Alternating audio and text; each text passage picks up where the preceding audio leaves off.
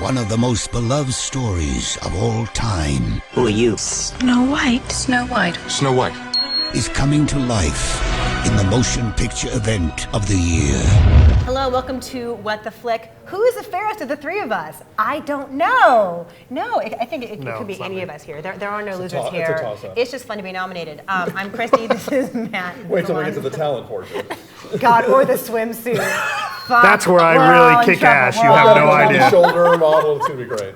We're talking about Mirror Mirror, one of two Snow White movies coming out in like a span of a couple of months of each other, right? All right, this is the first one. This is the funny one.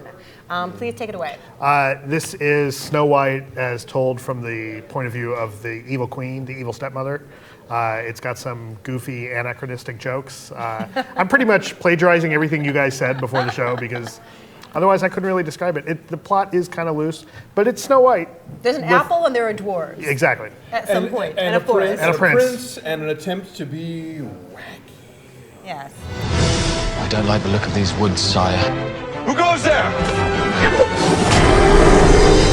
You can't expect me to fight you. Why? You're minuscule. That's the best you got. No one is to know the details.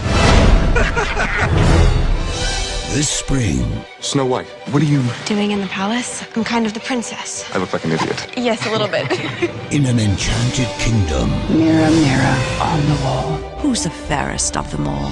Snow White is the most beautiful woman in the whole world. Agreed to disagree. I think Armie Hammer is your star here because he's frequently shirtless. I'm just going to go out on a limb and say, num num num, more Armie Hammer, please. He's also really funny. Like, he's legitimately funny in here. I thought he was hilarious. This is one of my favorite things I've seen him do. I feel like he took some risks here that you wouldn't expect out of him.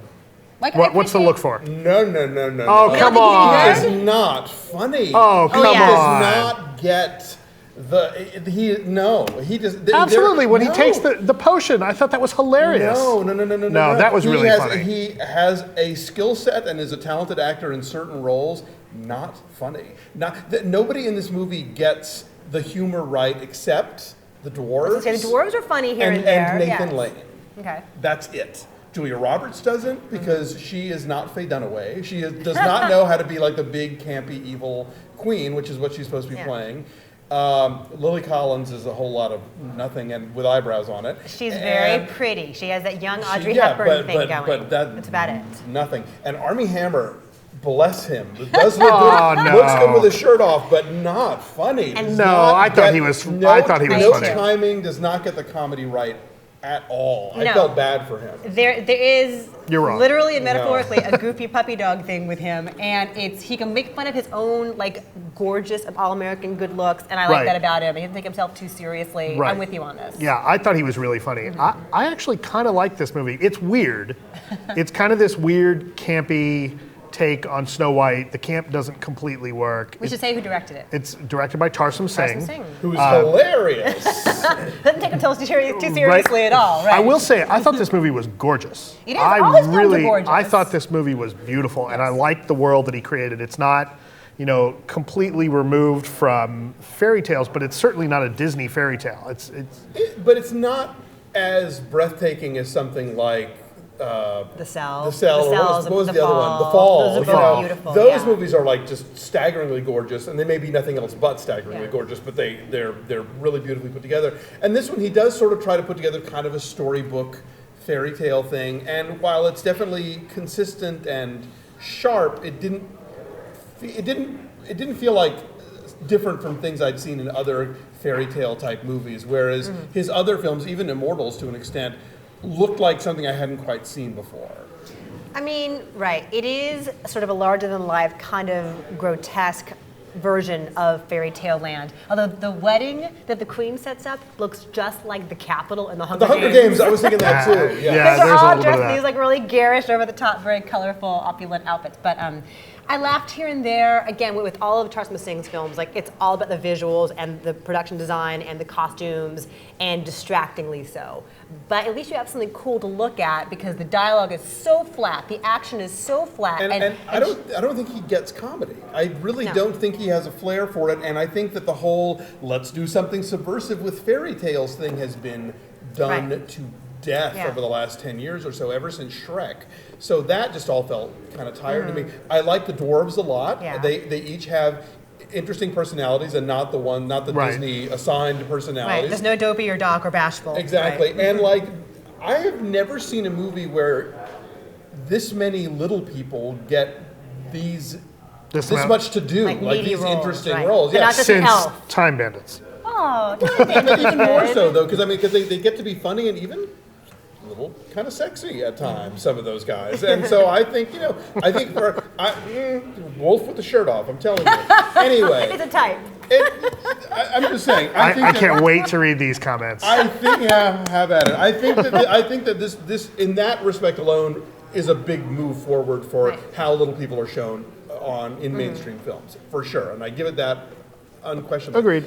But I don't think the comedy works except for them and Nathan Lane, and I really don't think Armie Hammer works. I'm not with you guys on this. I thought some of the comedy worked fine. I thought it's kind of got a weird story to it. I thought some elements might be a little scary for kids, like the one scene when the dwarves are getting attacked. By the Beast? No, by the mannequin, by the big puppets. Like I thought that was kind of creepy, but I liked it. I didn't, I think that kids are going to really dig this movie. I think this is going to be a good movie to take kids to, and it's going to be something different that's appropriate for kids. That's not so treacly like we get from Disney all the time. I think it's striving for something a little bit different, and I think it hits that mark.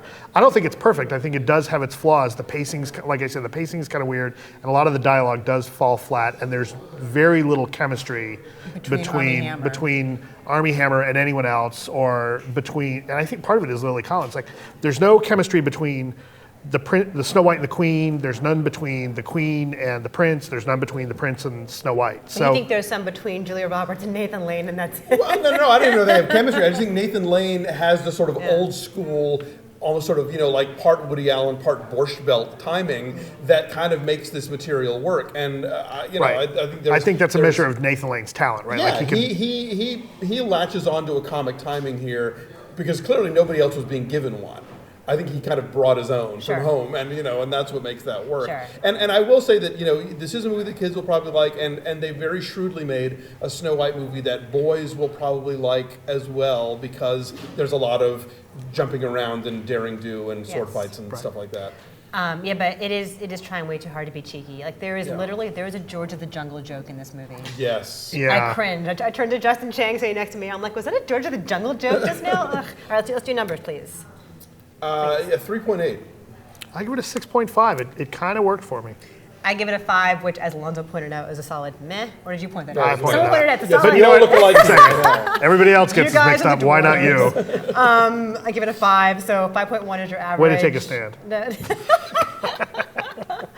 Tower of Jello. We keep moving. We're moving. 69-ish is where we are in Tomatoland. Yes. There you go. Meh. And Julia Roberts is actually a mean person in this for the first time ever. Take a look. On camera. On camera. Zing.